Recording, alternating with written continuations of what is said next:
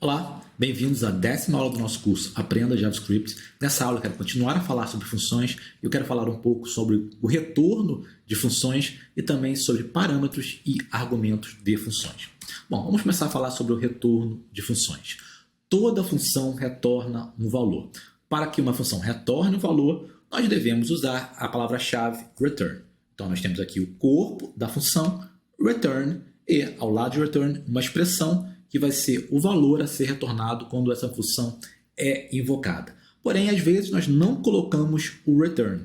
Quando nós não colocamos o return em uma função, ainda assim ela vai retornar um valor, porém ela vai retornar o valor indefinido. O retorno será undefined. Vamos ver aqui alguns exemplos. Bom, temos aqui uma função cujo nome é sem retorno. O corpo dessa função é bem inútil, por assim dizer, porque eu estou apenas declarando uma variável local, mas não estou utilizando ela, não estou colocando o return. Quando isso acontece, como eu disse, ela retorna undefined. Então, se nós invocarmos essa função e dermos um console.log, vai ser gravado no console undefined. Também, se colocarmos a palavra-chave return, vazia, seguida de nada, ele vai retornar undefined. Então, a função aqui de cima, quanto a função aqui de baixo, elas têm o exato mesmo comportamento.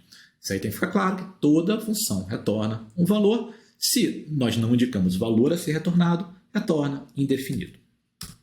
Vamos ver aqui mais um exemplo que eu estou utilizando duas vezes a palavra-chave return. Isso é possível, isso não dá erro. Porém, a função vai retornar assim que ela encontrar o primeiro return. Bom, aqui é muito óbvio que ela nunca vai encontrar esse segundo return, porque não tem nenhuma condicional. Nós vamos ver sobre condicionais logo. Então, ela vai executar, quando essa função for executada, ela vai encontrar esse primeiro return e vai retornar undefined. Mas não é um erro, o compilador não reclama se tivermos mais que um return. Aqui embaixo estou escrevendo a mesma função, só que agora com uma função seta. E note que, lembrando que quando nós utilizamos uma função seta, o que está aqui à direita é retornado automaticamente, porque só tem uma sentença, essa sentença é uma sentença de retorno.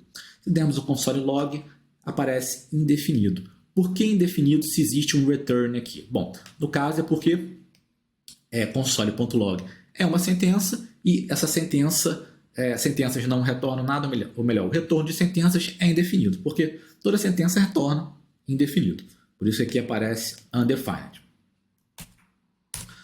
Bom, eu queria falar um pouco agora sobre parâmetros e argumentos de uma função para dizer que, o número de parâmetros de uma função é arbitrário. Nós podemos declarar funções com 0, 1, 2, 3 ou múltiplos parâmetros.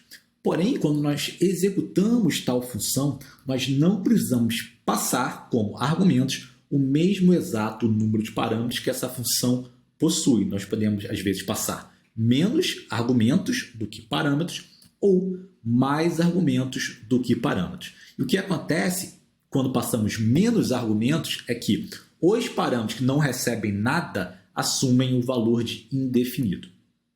Vamos ver exemplos. Nós temos aqui uma função soma, que tem dois parâmetros, x e y, e que ela retorna x mais y. Agora eu vou executar essa função soma, só que eu vou passar apenas um argumento. Esse argumento vai para o primeiro parâmetro. Então, x vai receber o valor de 3 e y vai receber o valor de indefinido, porque eu não estou passando o argumento para esse parâmetro. Então, o retorno dessa função vai ser not a number, porque o y, a coerção vai acontecer no y e ele vai ser transformado de indefinido para not a number, porque o undefined é transformado para not a number. O null é para 0, mas o undefined not a number. Então, x, que é 3, mais not a number, é not a number.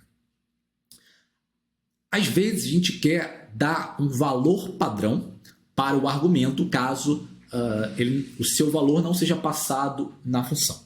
Bom, eu vou mostrar uma forma mais simples de fazer isso, mas antes do JavaScript moderno, uma forma de fazer isso era usando o operador lógico OR em curto-circuito. Então, aqui temos o mesmo exemplo dessa função soma, só que eu adicionei essa linha. Agora eu estou invocando a função soma, passando o valor de 3. Bom, 3 vai para x e y passa a ser indefinido. Então, vamos ver essa expressão aqui.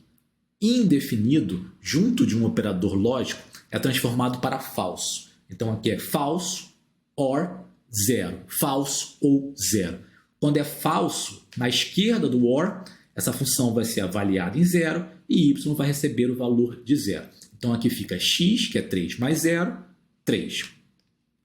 Porém, no JavaScript moderno, tem uma forma mais simples de fazer isso, que é declarando o valor padrão aqui na declaração do parâmetro. Então aqui temos x, y,0. Isso quer dizer que se y não receber um argumento, ele vai ser inicializado como zero. Então estou aqui invocando a função soma3, o 3 vai para o x e o y, como não recebeu nada, vira zero. Então isso aqui é 3 mais 0, 3. Eu posso atribuir valor padrão para outros parâmetros, para qualquer parâmetro que eu quiser. Então aqui nós temos x igual a 3, y igual a 3. Se eu invocar essa função, se eu passasse argumentos, os argumentos iriam para os parâmetros. Mas se eu não passar argumento nenhum, o que acontece?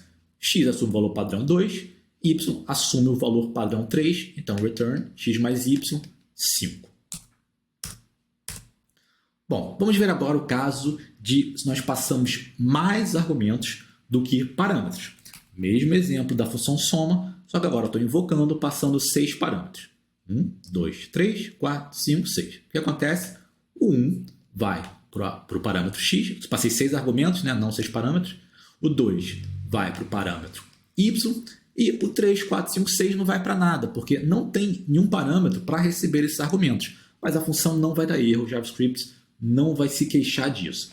Ele vai utilizar o x e y que ele tem, return x mais y, 1 mais 2, retorna 3. Porém, tem que ficar claro que esses argumentos passados a mais, eles não se perdem completamente. Eu posso acessá-los com a variável arguments. A variável é nativa das funções e eu não declaro elas. Então, se eu der um console log nesse arguments, e a gente vai ver isso no próximo vídeo, que a gente vai no código, nós vamos ver que ele é um objeto, vou falar mais que é objeto, mas a gente vai ver que lá dentro desse objeto nós temos todos esses argumentos que foram passados. Bom, uma coisa importante de saber é que em JavaScript, 2 ou mais funções não podem possuir o mesmo identificador, não podem ter o mesmo nome, e isso não é óbvio, porque existem linguagens de programação onde é sim possível ter mais de uma função com o mesmo identificador, desde que o número de parâmetros dessas funções ou o tipo desses parâmetros sejam diferentes. Então, tem às vezes uma função soma com um parâmetro, outra função soma com 2 parâmetros, outra função soma com 3 parâmetros, etc. Em JavaScript, isso não é possível. A função soma, ela é única, eu não posso utilizar o mesmo nome soma. Até porque, como nós vimos, a questão dos parâmetros é um pouco arbitrário, porque mesmo que ela tenha só 2 parâmetros, a gente pode passar 3, 4, 5, quantos quisermos. Então, é isso. Eu queria fechar essa ideia de funções. Nós vamos continuar falando mais sobre funções, porém, na próxima aula, nós vamos começar a trabalhar mais a estrutura lógica de um programa com condicionais e laços.